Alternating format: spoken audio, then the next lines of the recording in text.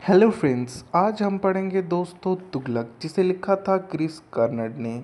इन्होंने इसे पब्लिश करवाया था 1964 में। इसमें कहानी है दोस्तों मोहम्मद बिन तुगलक की, जो कि एक सुल्तान था दोस्तों। यह कहानी स्टार्टिंग में मैं थोड़ी हिस्ट्री बताना चाहता हूँ। आपने स्लेव डायनेस्टी यानी कि दिल्ली सल्तनत के बारे में सुना होगा। सबसे पहले स्लेव डायनेस्टी आए थे 1206 से 1290।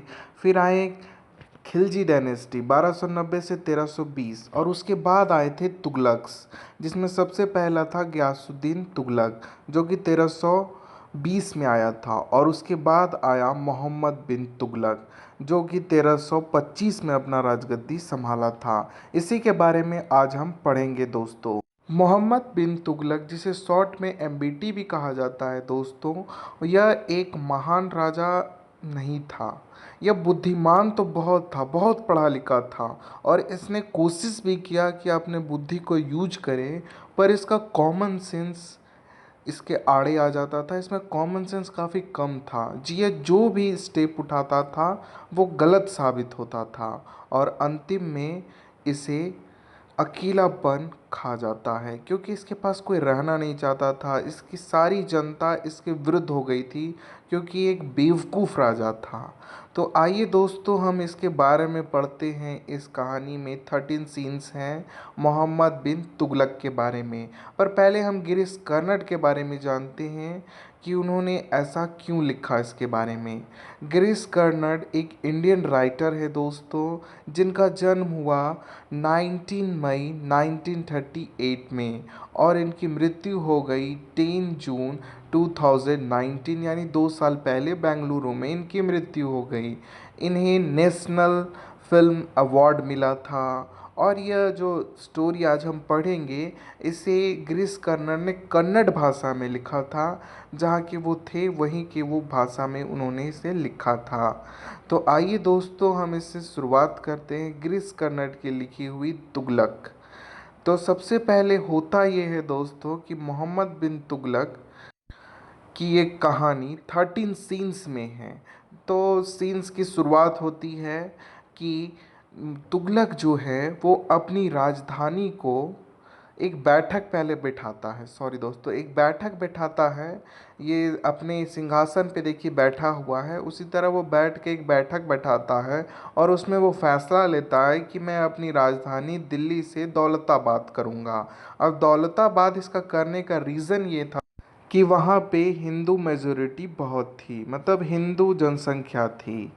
ये उसके मन में, मोहम्मद बिन तुगलक के मन में हिंदुओं के लिए सॉफ्ट कॉर्नर इसलिए था दोस्तों, क्योंकि इसके पिता जो थे गयासुद्दीन तुगलक, उन्होंने हिंदू रानी से शादी की थी, और उससे ये हुआ था मोहम्मद बिन तुगलक। इसलिए वो हिंदुओं के मन में उनके लिए बहुत भावना थी, और वो चाहता था कि मैं जिस तरह मुस्लिम्स, जैसे मेरे पिता मुस्लिम है तो मैं मुस्लिम बना, लेकिन मेरी माँ हिंदू थी, इसलिए मैं हिंदू के प्रति भी उतना ही रहूं, और मैं उनकी भी उतना ही मदद करूं। पर ये सब मुस्लिम जो उसके थे हेल्पर्स, उसे अच्छा नहीं लगा। और इसका चेंज करने का ये भी रीज़न था दोस्तों कि ये साउथ में दौलताबाद में इसलिए जाना चाहता था क्योंकि अटैक ऑफ मंगोल्स हो रहे थे। आपने सुना होगा तैमूर का नाम, वो अभी ही आएगा, तुगलक में ही आता है। इसी से डर कर यह दिल्ली से दौलताबाद शिफ्ट होना चाहता था मोहम्मद बिन तुगलक। पर वहाँ के जो मुस्लिम्स रूरल थे उन्हें ये अच्छी बात नहीं लगी, और वो उसे बहुत ज़्यादा क्रिटिसाइज़ करने लगे। इसके बाद कहानी शिफ्ट होती है दोस्तों एक निहायती तेज तर्रार चोर में, जिसका नाम होता है अज़ीज़।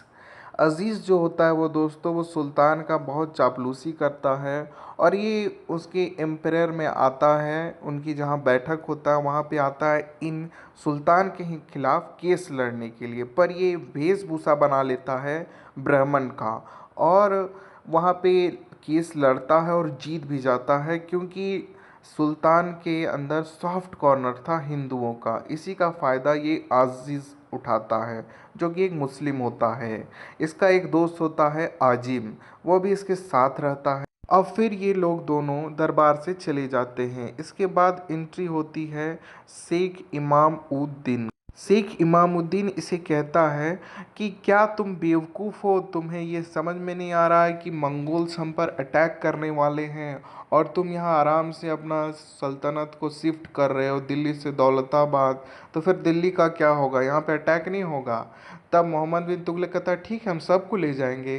तब शेख इमामुद्दीन कहता है कि तुम बेवकूफ़ हो क्या, ऐसा हो सकता है कि दिल्ली को ही उठा के ले जाओगे तुम। तब सुल्तान कहता है, यानी मोहम्मद बिन तुगलक कहता है दोस्तों कि ठीक है सर, आप जाइए और इस समझौता कीजिए और मंगोल्स को समझाइए कि हम पर अटैक ना करें, हम सुलह करना चाहते हैं। तब शेख इमामुद्दीन जो है वो सुल्तान के कपड़े पहनकर चला जाता है मंगोल्स के बात करने के। पर खबर ये आती है दोस्तों कि शेख इमामुद्दीन मारा गया, क्योंकि वह सुल्तान का वेश में था तो मंगोल्स उसे ही सुल्तान समझकर मार देते हैं। और इससे यह समझ में आ जाता है मोहम्मद बिन तुगलक को कि अगर मैं रहता तो मैं भी मारा गया रहता। तब उसी टाइम उसकी जो स्टेप मदर थी दोस्त, जिनका नाम रहता है जियाउद्दीन बरानी, वो आती है मोहम्मद बिन तुगलक के पास और कहती है कि क्या फालतू में चेस खेल रहे हो, यहाँ पूरी जनता परेशान है कि तुम दिल्ली से दौलताबाद शिफ्ट कर रहे हो, ये सब सही नहीं है, सही से फैसला लेना सीखो।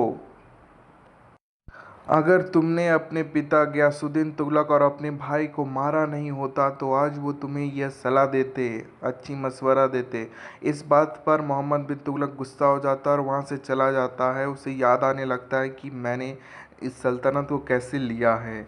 इसके बाद वो दिल्ली से दौलताबाद जाने से पहले एक बार दिल्ली में नमाज अदा करना चाहता था दोस्तों। तो वो अपने दरबार खास में जाता और वहाँ पे नमाज पढ़ने का प्रोग्राम बनाता है। तभी सैयबुद्दीन, रतन सिंह, अमीर और सईद, ये सब मिलकर ये षड्यंत्र रचते हैं कि हमें जो है सुल्तान को इसी वक्त मारना होगा।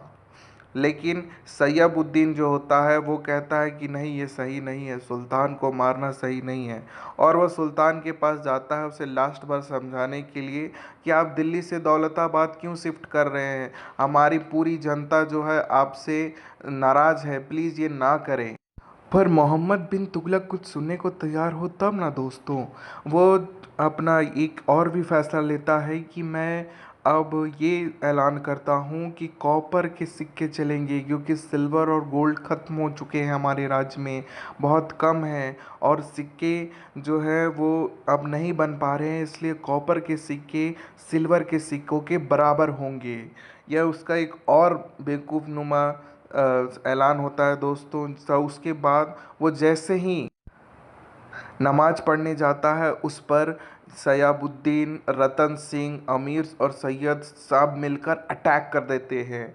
पर हिंदू सोल्जर्स की वजह से वो बच जाता है।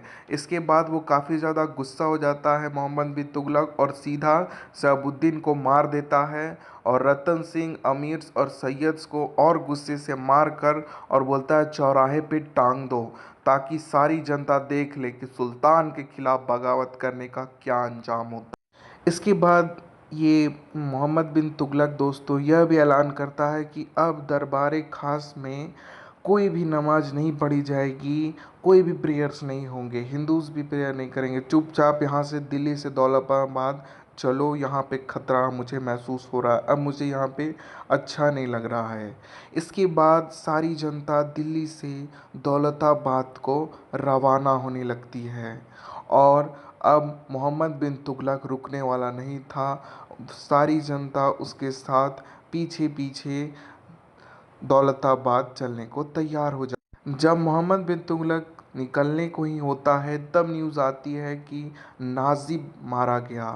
नाजिब जो था दोस्तों वो काफ़ी ख़ास था मोहम्मद बिन तुगलक का, और वो काफ़ी अंदर से टूट जाता है, पर वह निकल चुका था तो अब वो दौलताबाद को जाने लगता है। तभी वहाँ रास्ते में अज़ीज़ और आज़म वहाँ पे ज्वाइन करते हैं, और अज़ीज़ अभी भी ठगी का काम कर रहा होता है। वो सुल्तान को खूब पुचकारता है, उन्हें चूमता है और वो भी अपनी वेशभूषा बदल कर हिंदू बनकर और सारे लोग हिंदू लोगों के साथ मिल जाता है और वहाँ पे ठगी का काम स्टार्ट कर देता है। वो ना सिर्फ हिंदुओं को बल्कि मुस्लिमों को भी ठगता है, जो भी वहाँ से दिल्ली से दौलताबाद शिफ्ट हो रहे होते हैं। इसमें आजिम थोड़ा डर जाता है और कहता है ये सही है। तब अजीज़ कहता है कि तुम दिल्ली में इतने सालों से रह रहे हो फिर भी आज तक अमीर नहीं बने, क्यों जानते हो? क्योंकि तुम डरते बहुत हो। मुझे देखो, मैं जितना तेज हूँ ऐसे बेवकूफ़ों को मैं रोज़ ठग सकता हूँ और मैं एक दिन बहुत अमीर भी बन जाऊँगा।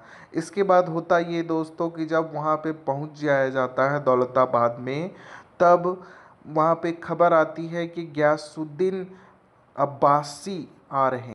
अब गयासुद्दीन अब्बासी जो होता है दोस्तों, वो आता है फिर से वो प्रेयर स्टार्ट करने, मतलब स्टार्टिंग में दौलताबाद में वही प्रेयर करने वाला था, उसके बाद सुल्तान प्रेयर करना स्टार्ट करता। पर अजीज़ इस बीच में बाजी मार जाता है और गयासुद्दीन अब्बासी को मार देता है, अब्बासिद को। और उसके बाद वही बनकर अजीज़ सुल्तान के पास आ जाता है। पर इसकी खबर लग जाती है लोगों को, क्योंकि एक औरत जो होती है वो अजीज़ को पहचान लेती है कि मैंने इसे कहीं पहले देखा है। पर वो कुछ न्यों कहती है, पर लोगों को ये पता चल जाता है कि ये ज़रूर कुछ अलग है। इसके बाद आज़िम को मार दिया जाता है और अजीज़ को पकड़कर सुल्तान के पास लाया जाता है। पर अजीज़ अभी भी अपना कूटनीति नहीं भूलता और सुल्तान को बताता है कि मैंने आपको आज ही नहीं बहुत पहले भी ठगा था, ब्राह्मण बनकर केस लड़ा था। तब इससे नवाब जो सुल्तान था वो काफ़ी ज़्यादा खुश हो जाता है और कहता है ठीक है, तुम मेरे एम्पायर में रहोगे, तुम काफ़ी चालाक हो, तुम मेरे एम्पायर में रहो और मुझे सलाह देना, तुम बहुत ही तेज हो। और इस तरह अजीज़ को सुल्तान अपने पास रख लेता है। इधर उसके बाद वो डूब जाता है नाजिब जो कत्ल किया था उसके यानी कि दोस्तों उस मर्डरर को खोजता है जिसने उसके दोस्त नाजिब को मार दिया। पर कोई नहीं मिलता, वो काफ़ी खोजता है पर नहीं मिलता। तो अंतिम पता चलता है कि उसकी माँ स्टेप मदर जो हैं, सौतेली माँ जियाउद्दीन बरानी ने ही उसके दोस्त नाजिब को मरवाया था। वो कहती है कि मैंने उसके खीर में जहर डाल कर दे दी ताकि वो और भी तुम्हें उटपटांग सलाह ना दे। पर इससे मोहम्मद बिन तुगलक का दिमाग हिल जाता है और वो इतना गुस्सा आ जाता है कि वो अपनी सौतेली माँ को मारने का हुक्म दे देता है और कहता है इसे तब तक मारो जब तक ये पत्थर खा खा कर मर ना जाए। और इसके बाद इतनी क्रूर से वो अपनी सौतेली माँ जियाउद्दीन बरानी का कत्ल कर देता है। और उन्होंने ही इसकी बायोग्राफी लिखी थी, उसे बताया था कि वो कितना बेवकूफ़ था। और यहीं पे ये ख़त्म होता है दोस्तों। अगर आपको मेरी एक्सप्लेनेशन अच्छी लगी हो, सब्सक्राइब करें, लाइक करें, शेयर करें। थैंक यू दोस्तों।